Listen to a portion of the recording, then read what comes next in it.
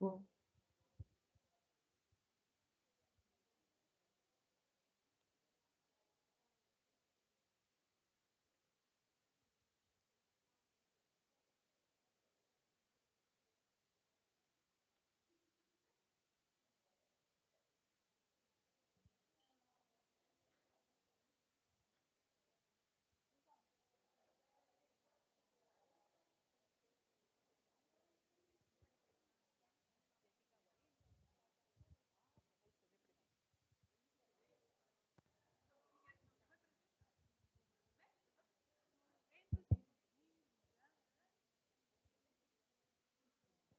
Hola, buenas tardes, ¿cómo están?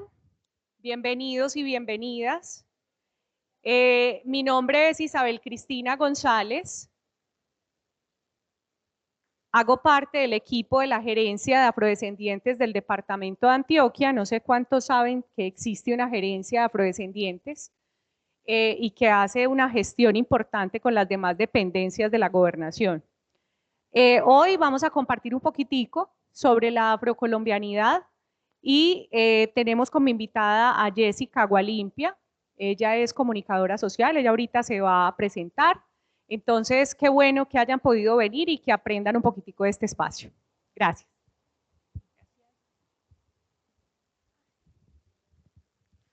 Ok, buenas tardes. Para empezar, me gustaría hacer una pregunta y quiero que sean lo más sinceros posible. Levanten la mano quienes son del departamento de Antioquia. Sí. Ok. Levanten la mano quienes no. Ok. ¿Quiénes de aquí han viajado al extranjero? Ok. ¿Y de las personas que han viajado al extranjero, alguna vez sufrieron xenofobia? No. Bueno, me alegra que no lo hayan sufrido. Volviendo al tema del país. ¿Quiénes han ido a otro departamento, a otra ciudad, a otro municipio? Levanten la mano, por favor.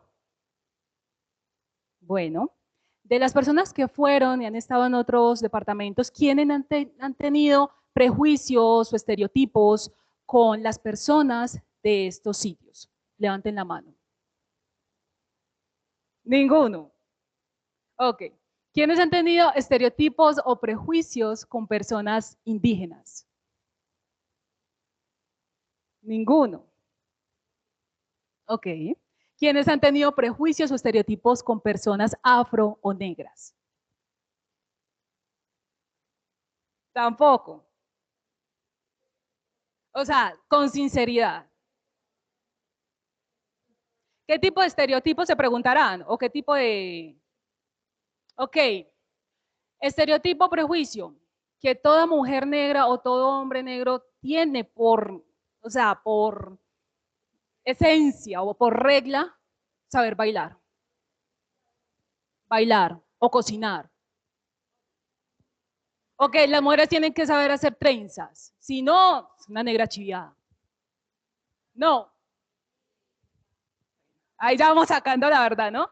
Y por último, pero no menos importante, ¿quiénes consideran que la historia de los africanos empieza con el asunto de la esclavitud?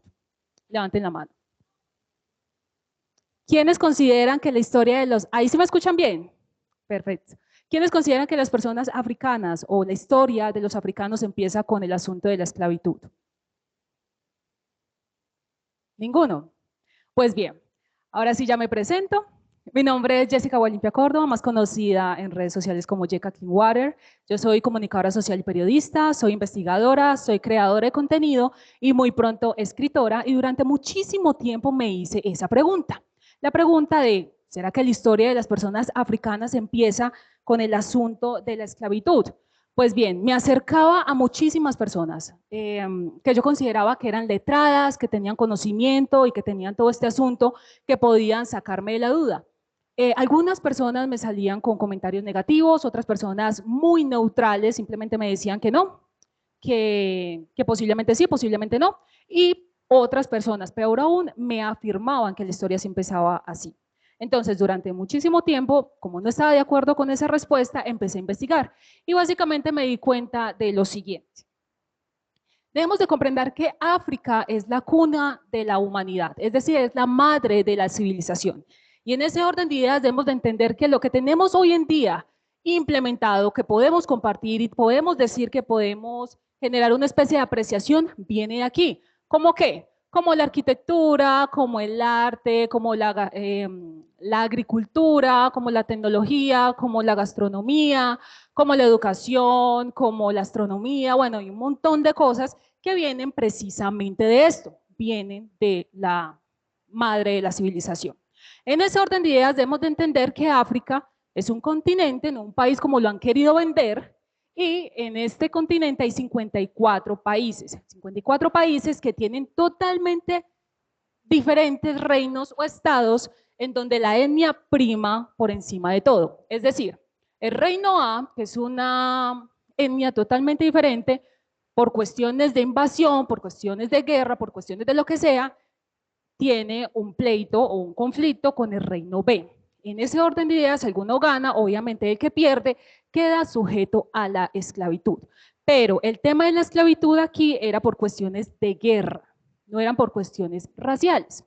Entonces, teniendo presente eso, nos tiramos entonces para el asunto de cuándo cambió la vaina, de que se volvió eso. No un asunto de guerra y etnia, sino una cuestión racial y de negocios.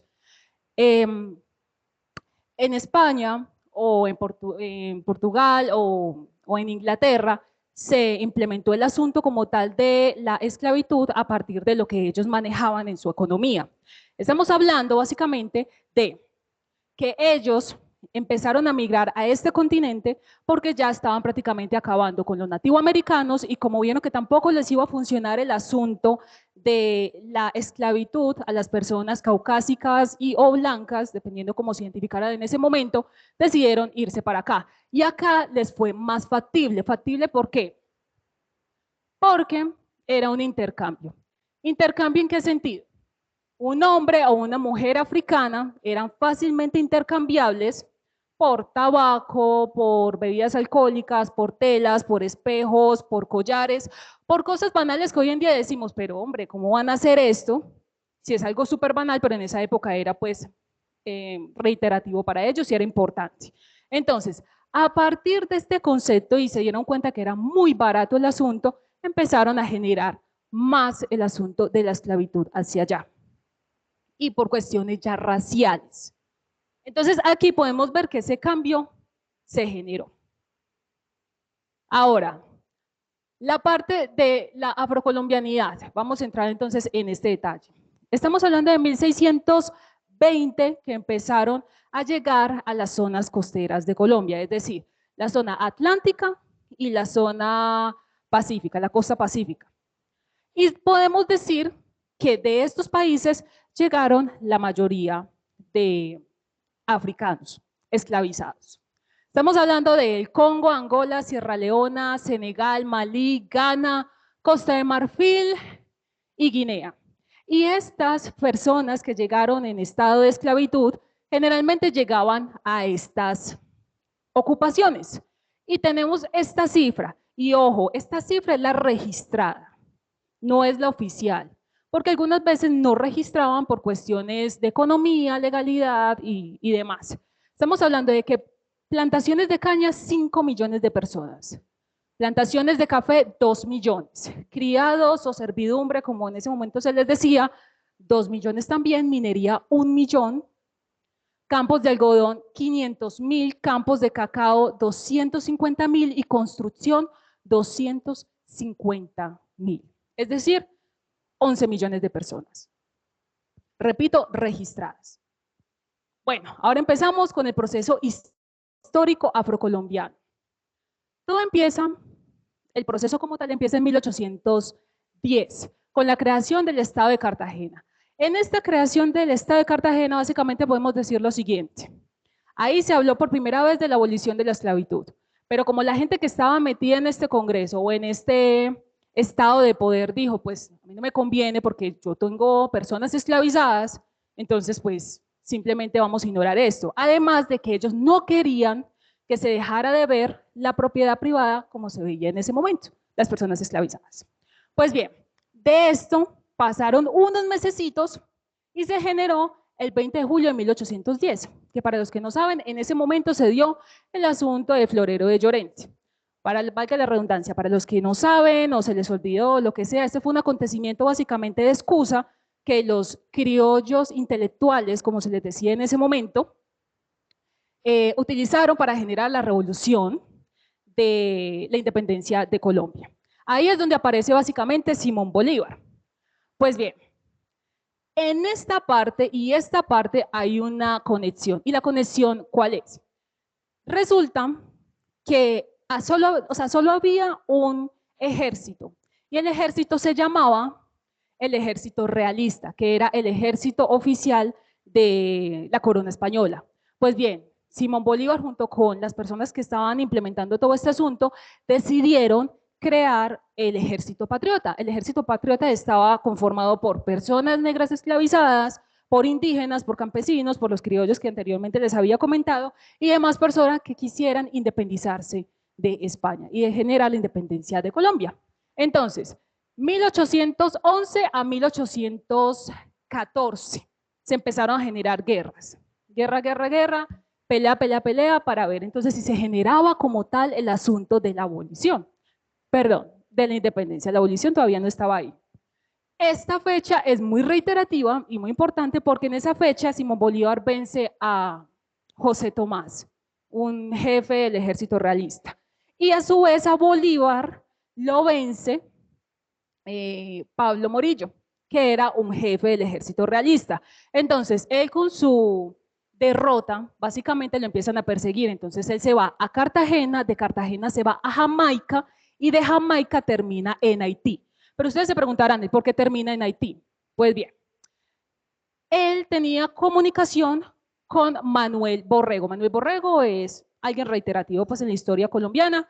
Entonces, en ese momento que tenían esa conexión, básicamente le comenta y le dice, hey, estoy derrotado, necesito volver otra vez a animarme a todo lo demás, porque nota, Simón Bolívar en Jamaica estaba que se suicidaba. O sea, ya había caído en una depresión, dijo, no voy a poder con esto, me voy a suicidar. Entonces Manuel le dice, mira, yo tengo contacto con Alexander Petion, que en ese momento era el presidente de Haití. Voy a hablar con él y vamos a ver qué podemos hacer. Entonces, en ese momento hablan, llegan a un acuerdo, obviamente Petion acepta a Simón Bolívar porque tenían como esa afinidad de la independencia, porque para los que no saben, Haití es la primera nación libre negra de América. Entonces, como tenían esa afinidad con la libertad, con el asunto de la independencia, pues lo acepta con asilo político.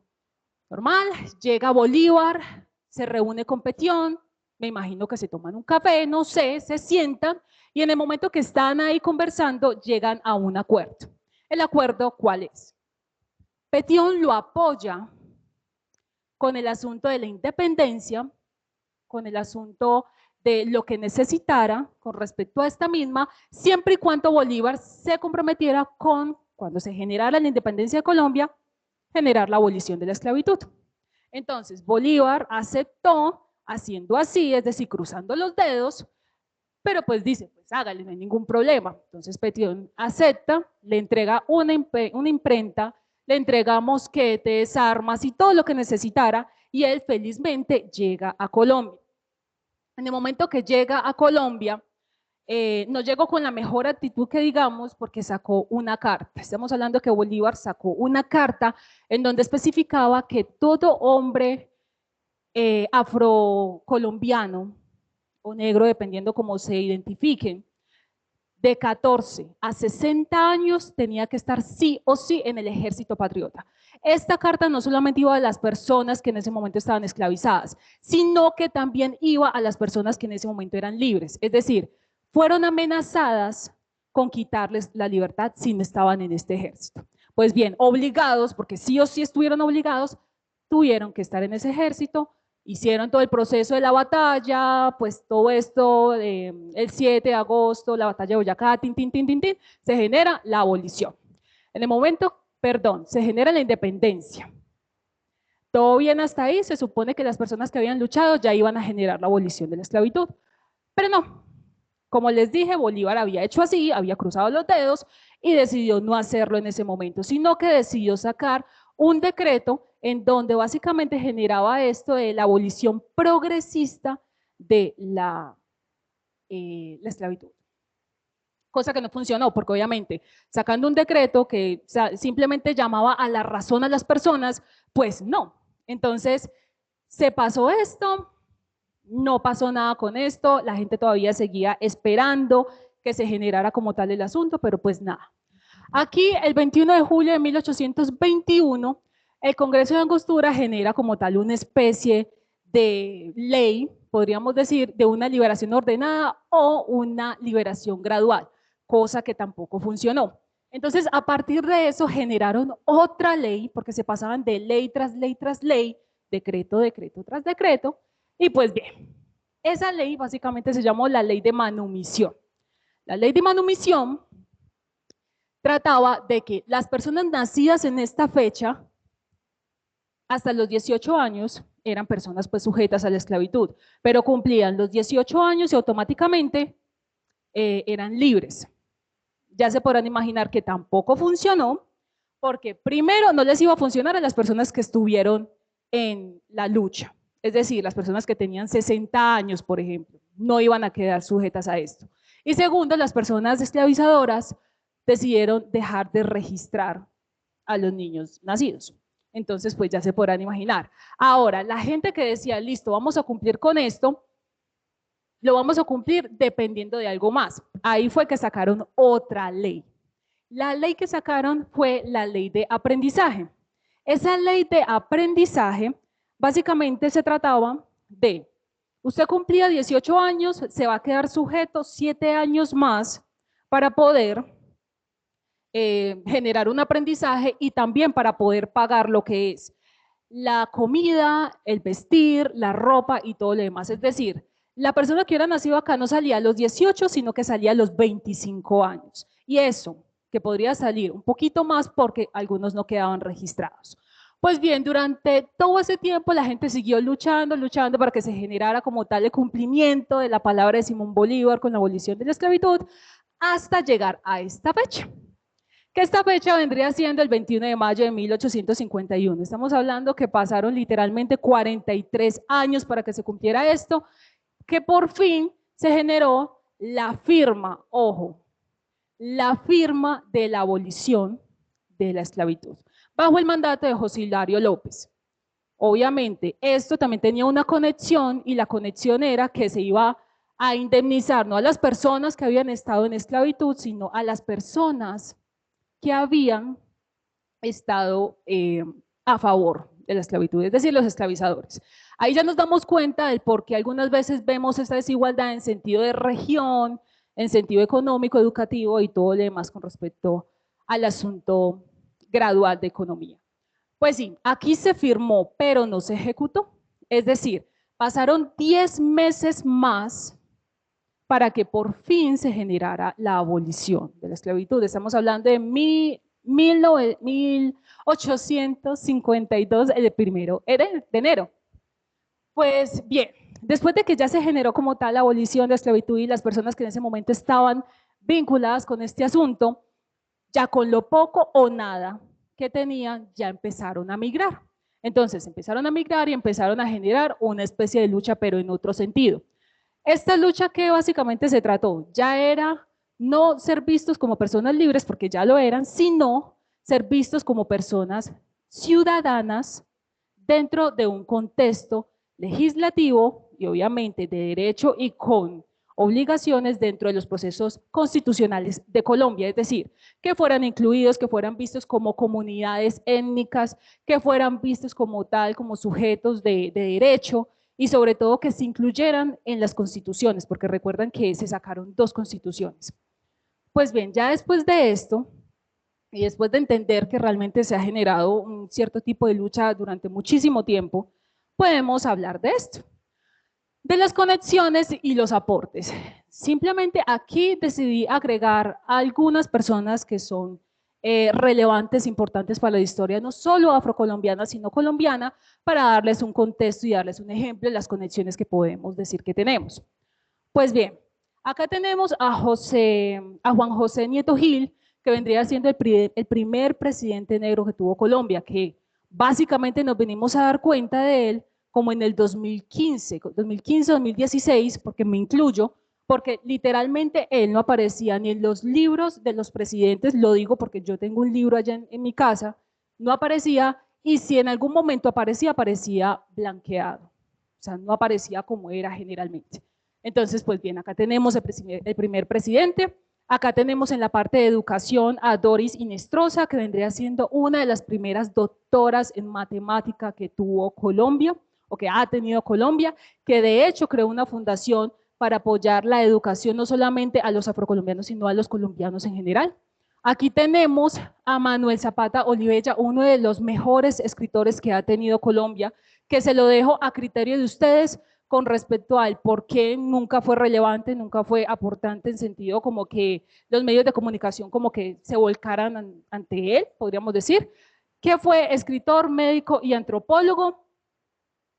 Acá tenemos a estas tres mujeres que son demasiado relevantes. Acá tenemos a Leonor González Mina, que vendría siendo una cantautora y la primera mujer afrodescendiente en aparecer en una portada de un disco. Para los que no la sacan así con este nombre, yo creo que la van a sacar más fácil con La Negra Grande de Colombia. Acá tenemos a María Teresa González Arteaga, que es una pianista y docente, por no decir que es una de las mejores pianistas que tiene Colombia. La historia de ella es muy interesante, porque ella a partir de los 6 años, ella le tocaba quedarse afuera del salón de clases en donde enseñaban pues pianos, porque obviamente en esa época no le permitían estar adentro del salón o del aula aprendiendo. Entonces, cuando salían los niños y niñas blancos y mestizos, ella le tocaba entrar y a punta del oído replicar los sonidos que había escuchado. Entonces, a partir de eso, se volvió una de las mejores pianistas que tiene Colombia. Y de hecho es docente aquí en la de Antioquia. Bueno, seguimos. Delia Zapata Olivella, una deidad en todo el sentido de lo artístico, artista, investigadora, maestra y difusora del folclore de la costa atlántica.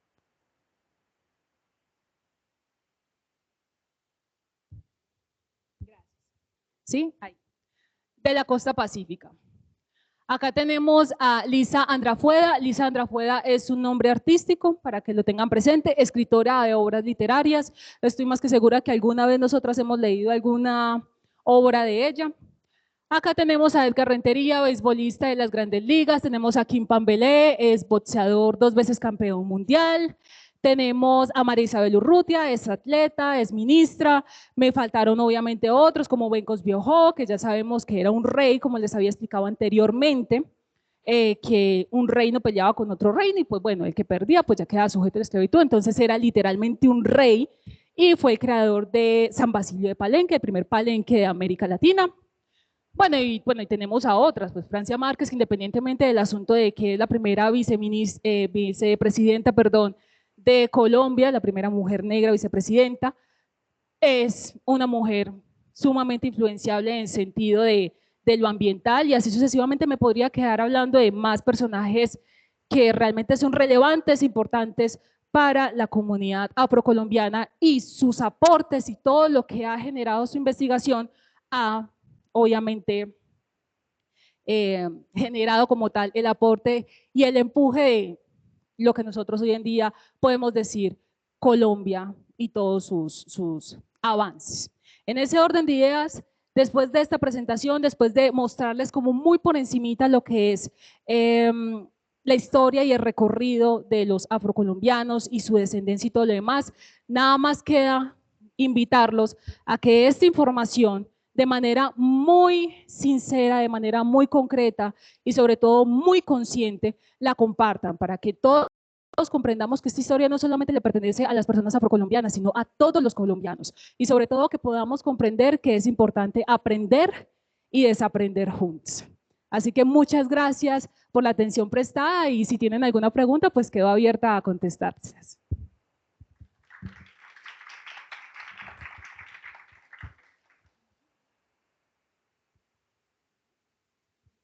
¿No tienen ninguna pregunta? ¿Ninguna?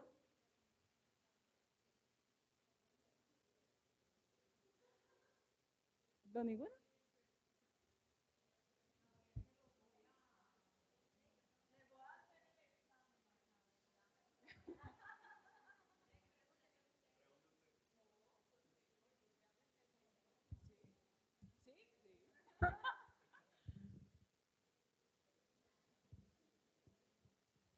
Sí, tú.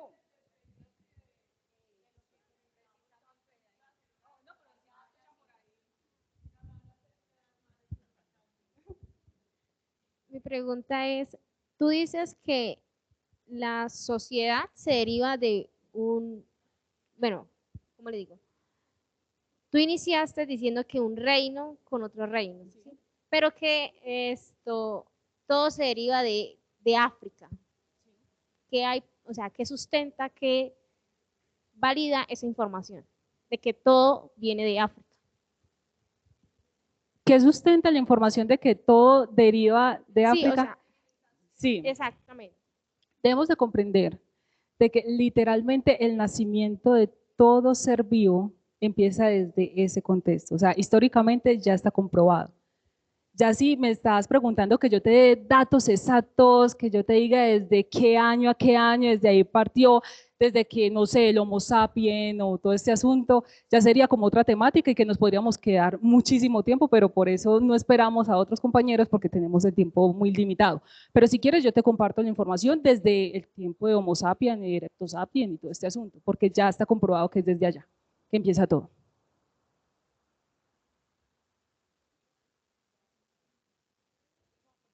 Ah, bueno. Corto y desde nada más en estos días nos lo compartía un compañero, y es pensar en que las diferentes tonos de piel, ¿cierto? Van menguando dependiendo de la intensidad del sol, ¿cierto? Entonces se habla de que hace millones de años estaba todo un continente unido, ¿cierto? Eso lo saben ustedes. Y luego por movimiento tectónico, entonces empieza una separación. Pero entonces está comprobado que la humanidad inició donde eran los rayos del sol más fuertes. ¿Dónde? En África, ¿cierto? Y que cuando se fue separando y fueron entrando en diferentes niveles climáticos, ¿cierto? Ese tono de piel empezó a blanquear, ¿sí?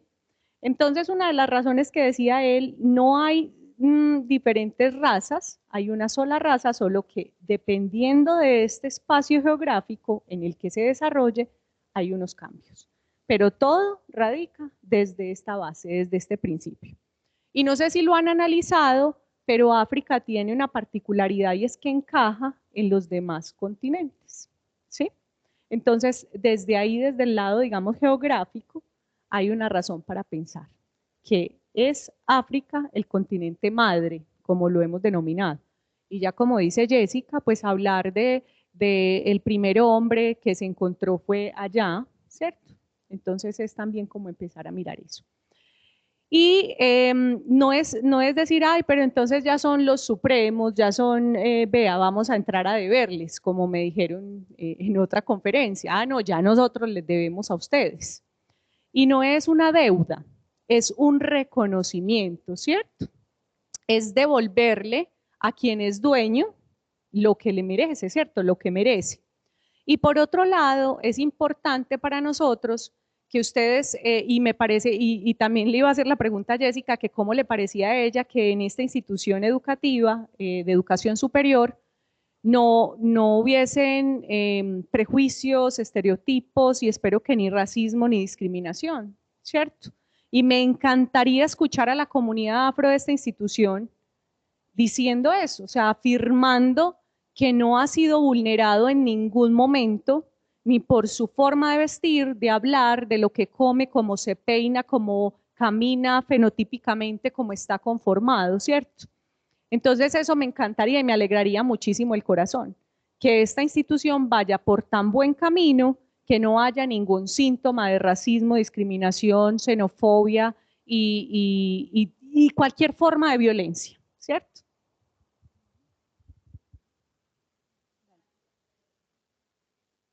Ah, sí, sí, sí. Bueno, y para confirmar, bueno, y para completar lo que Isa dijo. A ver, cuando hablamos de raza, listo, raza humana. Lo que hoy en día decimos que no, que raza asiática, raza negra, raza blanca, raza mestiza, ti, esos son construcciones sociales. sea, viene desde una construcción social, pero todos comprendemos que solo existe una raza, que es la raza humana. Uy, ok. Exactamente, porque desde ahí empezó todo.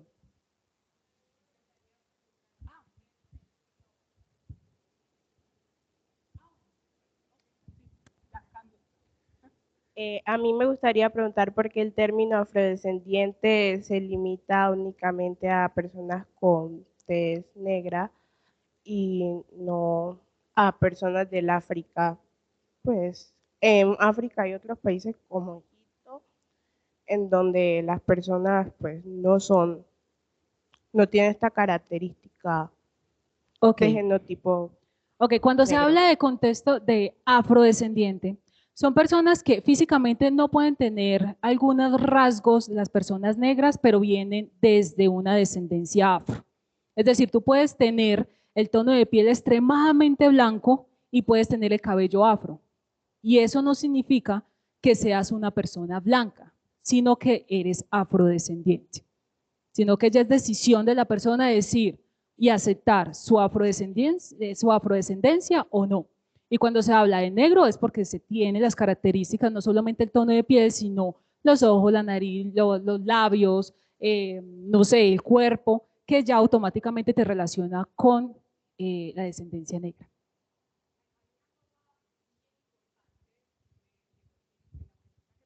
Y es que nosotros, por ejemplo, desde la gerencia estamos haciendo un trabajo. Y es que en lugares donde uno creería que hay mayoría de población afro, ¿cuáles creen ustedes que son las subregiones de Antioquia con mayoría de población afro? Urabá, Bajo Cauca. ¿Quién? Chocó no es de Antioquia. Ojo con eso, pues. Y así no lo crean, el Valle de Aburrá. El Valle de Aburrá es la subregión, la segunda subregión con más cantidad de población afro de Antioquia. Y el asunto es que nosotros no nos estamos pegando a un color de piel, porque eso es lo que queremos desmitificar. Y con eso hemos tenido bastantes problemas. ¿Por qué? Porque no hay una aceptación de la comunidad afro, digamos así, no, yo negro no soy, no, yo afro no soy, yo soy costeño, yo soy paisa, yo soy, ¿sí?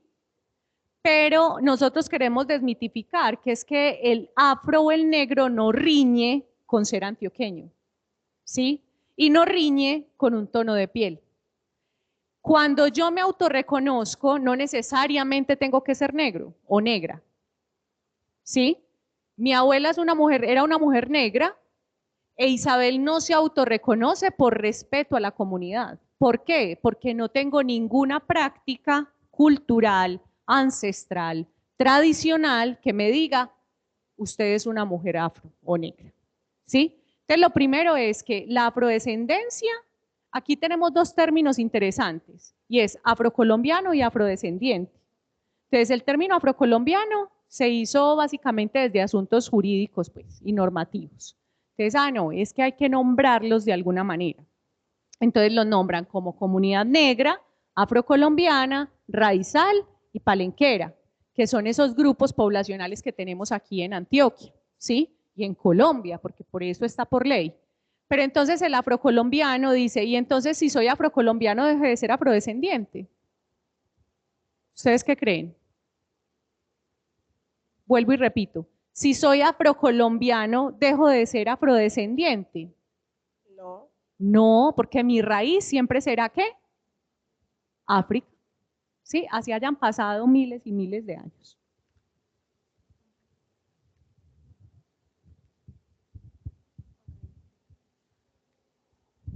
Otra pregunta. Igual, es importante comprender que si tienes alguna descendencia, obviamente eres afrodescendiente. Es así de sencillo. Así no aceptes las prácticas, eres afrodescendiente.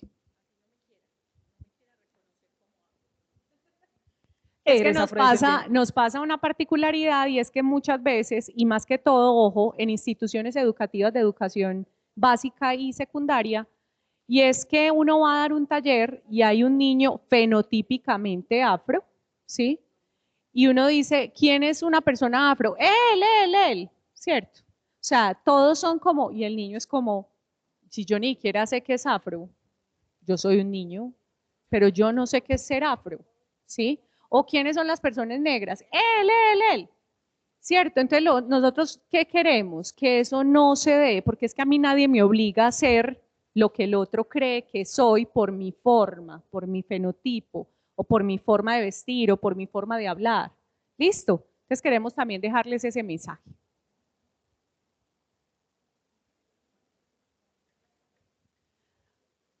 ¿Alguien más?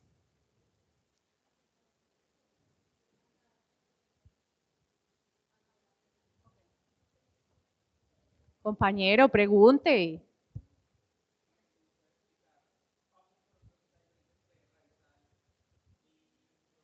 ¿Y los otros? Bueno, entonces, ¿recuerdan los 4 grupos que les dije? ¿Cuáles son? Comunidad negra, afrocolombiano, raizal y palenquero. Entonces, le explico los 4. Bueno, comunidad negra. Está descrita en la ley 70, la comunidad negra, como aquella que, 1, tiene unas tradiciones practicadas, ¿cierto? 2, viven normalmente en zona rural y ribereña. 3, tienen unas costumbres muy marcadas y unas construcciones que nosotros denominamos palafíticas. No sé si las conocen. ¿Vieron el incendio de Vigía? Esas son construcciones palafíticas porque están paradas hábilmente, como viven al lado del río, ¿ellos qué hacen? Hacen construcciones paradas en palos, por eso se llaman palafíticas, altas, de manera que si el río inunda, no se les lleve la casa.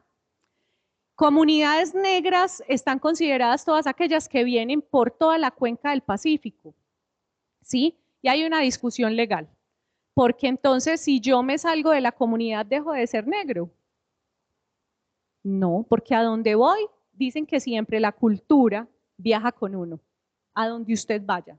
Entonces, comunidad negra son ellos, normalmente rurales, ribereños, con conservación total de sus tradiciones religiosas, culturales, artísticas, ¿sí? Los afrocolombianos son todas aquellas personas de descendencia africana que viven en cualquier parte del territorio colombiano y que están reconocidos en la Constitución Política y en la Ley 70 también. Y los raizales son aquellos que habitan un territorio específico. ¿Cuál es? San Andrés, Providencias y Santa Catalina. Tienen un idioma propio, una lengua propia. ¿Cuál es esa lengua? El criol, que es una mezcla estratégica entre el inglés, el francés y el español. Ellos hicieron ahí su mezcla. Y era una estrategia, digo yo, para que el esclavizador no entendiera cómo se comunicaban. Entonces tienen unas condiciones de un lugar que habitan que es diferente a nosotros. ¿Por qué? Porque es que es isla, ¿cierto? Está rodeado siempre por agua. ¿Nosotros somos qué? Continentales. Ellos son isleños, ¿sí? Raizales, isleños, habitan ese territorio. Pero resulta que Antioquia en su centro tiene mucha población raizal también, que se viene de San Andrés. ¿Y quiénes son los palenqueros? Los palenqueros son a quienes me les quito el sombrero en todo momento. Primer pueblo libre de Colombia. ¿Cómo así que el primer pueblo libre? Sí, fueron los primeros que dijeron, esclavo no soy ni de pensamiento, ni físico, ni de ningún tipo. El palenquero viene de una acción que ellos hacían. Los palenqueros normalmente están ubicados, el más reconocido es San Basilio de Palenque, pero en realidad tenemos 5 palenques, ¿cierto? Normalmente son costeros, ¿sí? Y ellos lo que hacían era, me vuelo, al volarme tengo que llevar algo para comer, entonces estratégicamente llevaban semillas, sembraban, ¿sí? Llevaban oro, pero ¿y el oro qué hacían con él? Luego regresaban y compraban la libertad de los que quedaban, ¿sí? Entonces ellos lo que hacían era que forraban su lugar seguro con palos y por eso lo llamaban palenque. Y hacían como si se camuflaran en un espacio selvático.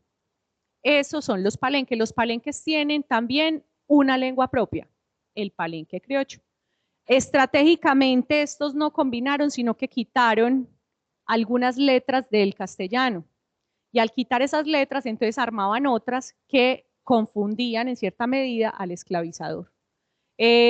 Bencos Biojó, como lo mencionaba Jessica, Bencos Biojó fue el hombre que se paró ante sus esclavizadores y dijo, pues yo no voy a ser más esclavo, mire a ver cómo la pone, yo me llevo a tantos, y empezó a guiarlos al lugar seguro para ellos, que era Palenque.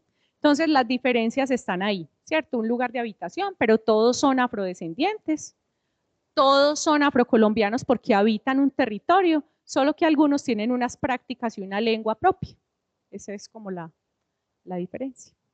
¿Listo? Bueno, ¿algo más? Dale.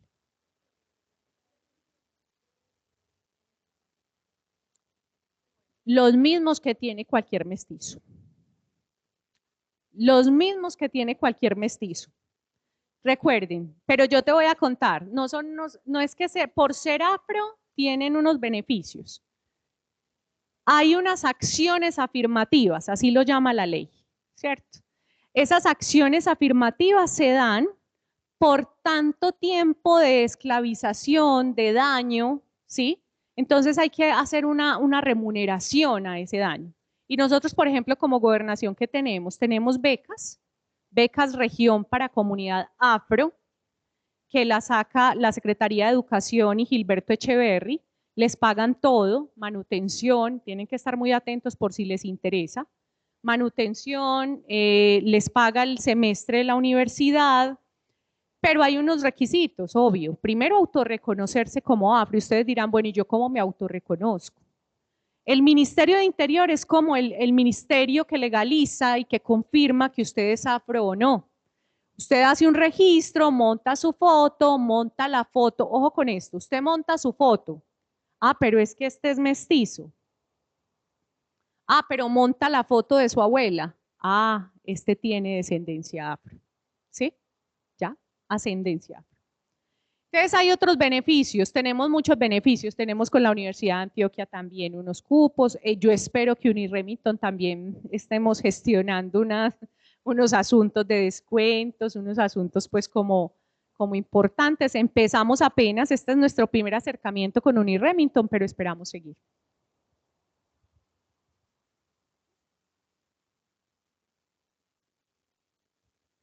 Bueno, yo pienso que no queda más sino agradecerles, dejarles el único mensaje que queremos dejar siempre donde vamos, y es que no basta solo con decir yo no soy racista, sino con no oponerse del todo a cualquier acto de racismo que veamos, ¿cierto? Cualquier acto de racismo que veamos es ver pasar a una mujer afro y hablar de su cuerpo, porque además no solamente estás atentando contra su ser afro, sino contra su ser mujer, ¿sí? El ser afro es siempre en sospecha, a veces cojo el bolso cuando veo, hay una frase que dice, si ves un mestizo corriendo es atleta, si ves a un afro corriendo es ladrón, ¿sí? Queremos desmitificar todo eso. Entonces, bueno, qué bueno que aquí vamos trabajando en Uniremington, muchas gracias.